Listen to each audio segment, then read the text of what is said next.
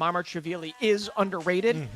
He's my goalkeeper. And my back line is Valentín Barco.